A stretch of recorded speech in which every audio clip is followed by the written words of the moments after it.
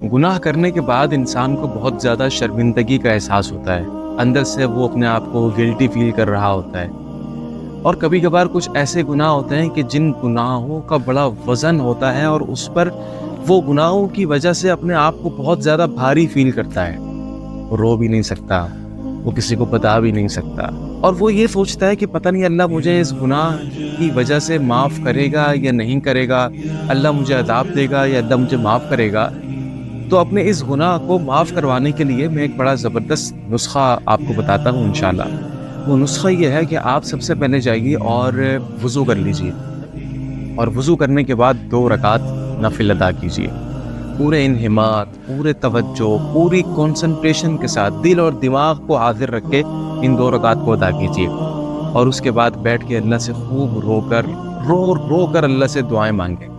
آپ یقین جانیں وہ بڑا غفور الرحیم ہے، وہ آپ کے اس گناہ کو صرف معاف نہیں کرے گا بلکہ اس گناہ کو نیکی بنا کر آپ کے اکاؤنٹ کے اندر ڈال دے گا۔ الا من تاب وآمن وعمل عملا صالحا فاولئک یبدل اللہ سیئاتہم حسنات وکان اللہ غفور الرحیم۔